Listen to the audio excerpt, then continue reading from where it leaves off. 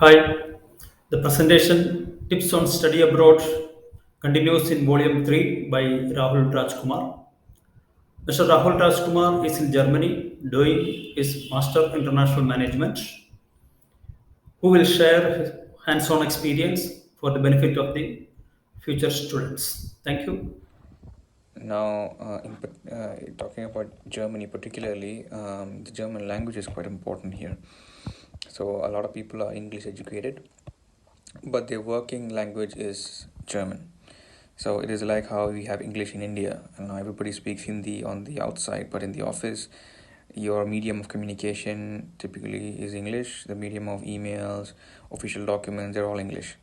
So so those somebody who has technical knowledge but has no knowledge of English wouldn't be able to survive in such an environment.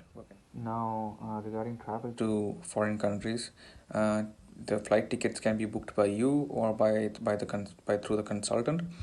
And now, once you arrive in your country, make sure you come on a weekday, hopefully in the middle of the day or best at the beginning of the day. This is because once you land in these countries, you want to have access to grocery stores, supermarkets, taxi services, and all these things. So these are typically available on a weekday, during the daytime, because in many of the European and Western countries, after hours services are very limited. On weekends, the shops may be closed. So then if you find yourself in such a situation, it will be very difficult to get yourself from point A to point B, or buy essentials like food or toothpaste or toothbrush or whatever, or a SIM card. These kind of things will become really challenging. So and as well as, once you land at the airport in the country of your destination, you would want to transport yourself to the campus or your accommodation. For this, try to make sure to book a flight into the city where your accommodation is. It's best not to arrive in a city that is far away from your accommodation, because if you do this, the travel time will be extremely high, and you would also feel a little bit uncomfortable.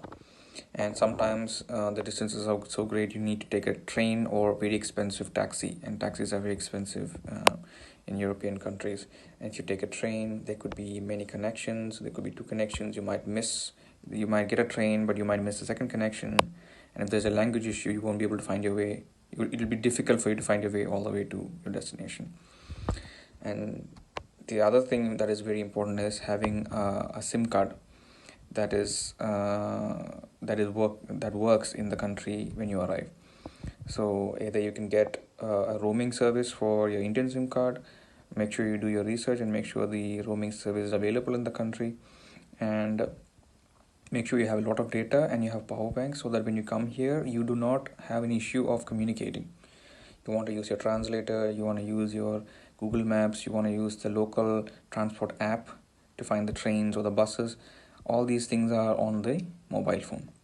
So this is very important. Also take a copy of your all your important documents in your phone. Like, take a photograph of all those things, have it in your phone. So this means you'll have it in addition to your hard copy. So this is an extra safety, right? And SIM cards can be usually bought from supermarkets or sometimes gas stations, because gas stations usually have a small store attached to it where you get the essentials.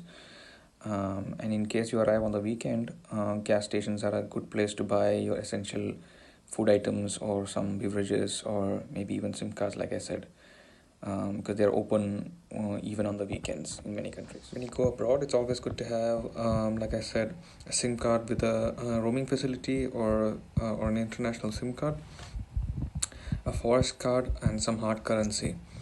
A forest card usually works by recharging the card with a specific currency, usually the currency of the country that you're going into. You can get this from any of your local banks in India. They'll charge the card with a specific amount of money. You pay it in Indian rupees, and they'll charge it to you in the currency of your need. And once you go to the country of your choice, you can swipe the card in an ATM and withdraw money from there.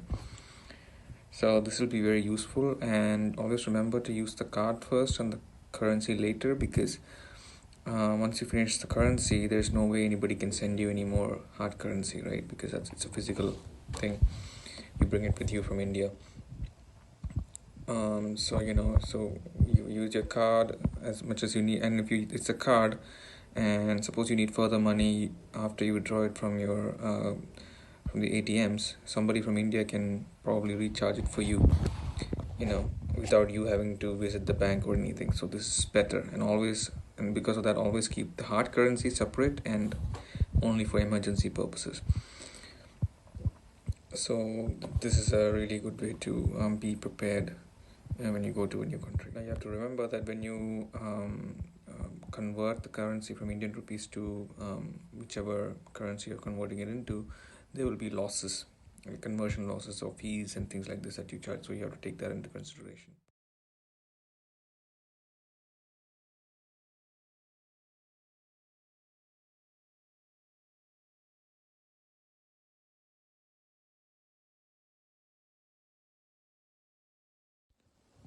When it comes to your activities after you finish your studies, normally there is a stay back period. Depending on the country, the stay back period may vary. So it could be anywhere between 18 months to 20 months. So this will be told to you by the agent or the university. So this is the time that you can use to find a job in the local market. In some countries, there is a restriction on what kind of jobs you're allowed to do. Like for example, in Germany, they want to make sure that the job you get or the job you do is similar in some ways, at least, to the education that you have acquired. So if you studied a management degree, they'd expect you to work in an office or something that has to do with the management studies, rather than, for example, working as a courier. That would not be sufficient, because there are plenty of local people who could probably do that job. But in certain other countries like Canada, it might be different. They might allow you to do any kind of job. As long as you have a job, they might just give you a PR or whatever, work visa. Now, mind you, it is okay to work whatever job you want within the stay back period, but if you want to convert that your residence into a work permit or something else, that's when they need you to do all these specific jobs. If you just want to work for your stay back period and you want to make some money and you want to go back to your home country, there's no problem with that. So in countries like Germany, they'll tell you can work 240 days part time, or half the number of days full time.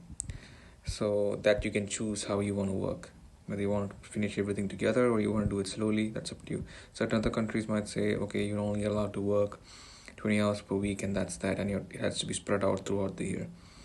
So but usually the amount of the money that you earn is, like I said, is enough to pay your living expenses, including rent and food and some clothing.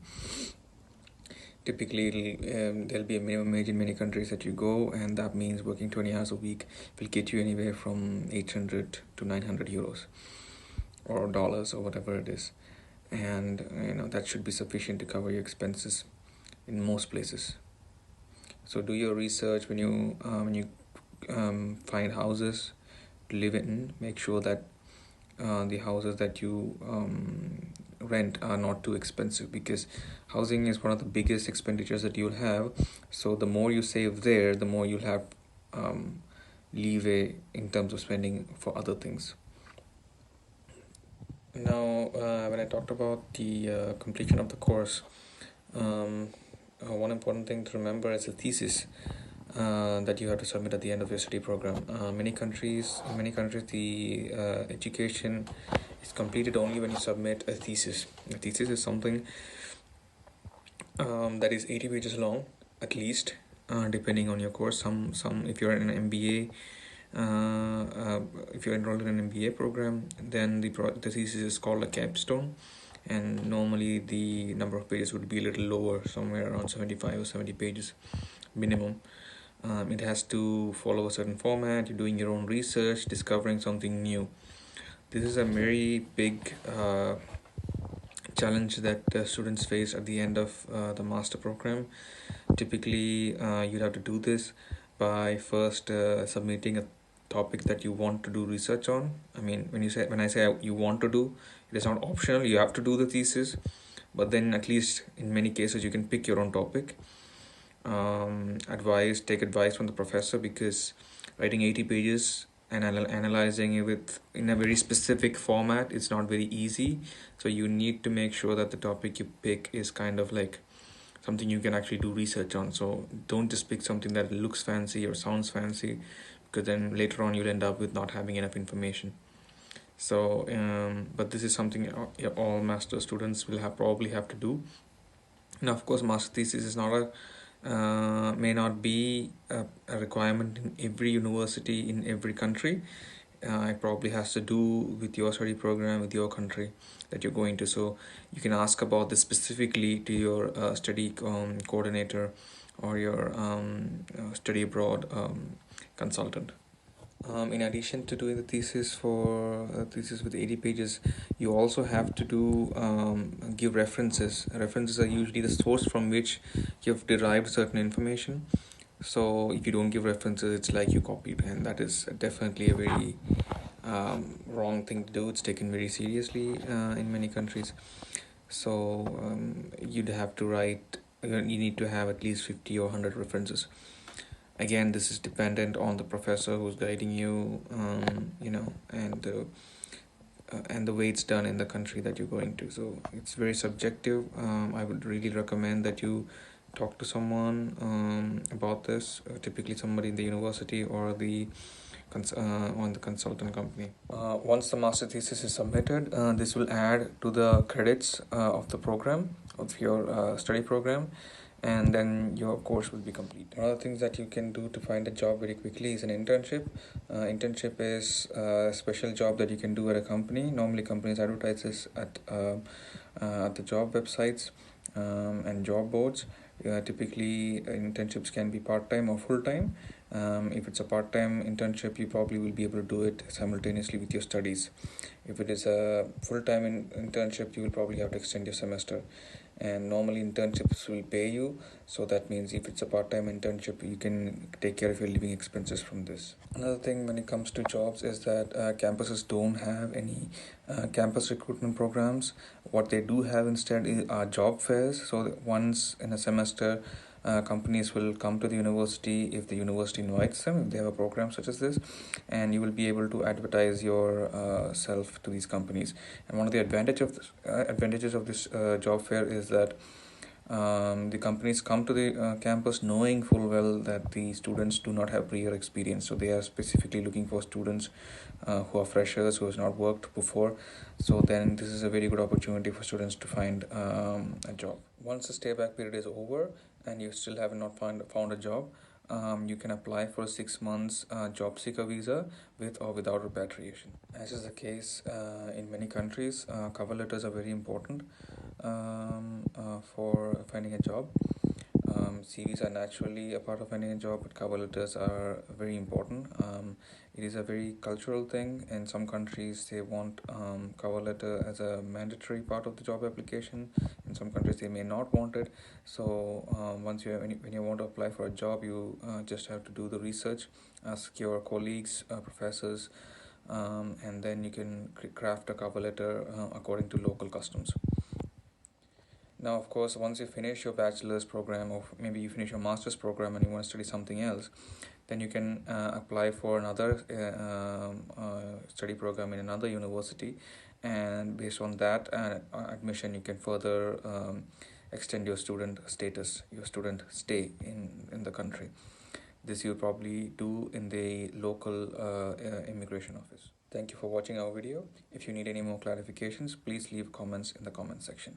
I tried to cover even petty things, because these are the unexpected issues which can put you into difficulty. Hope you enjoyed. Thank you.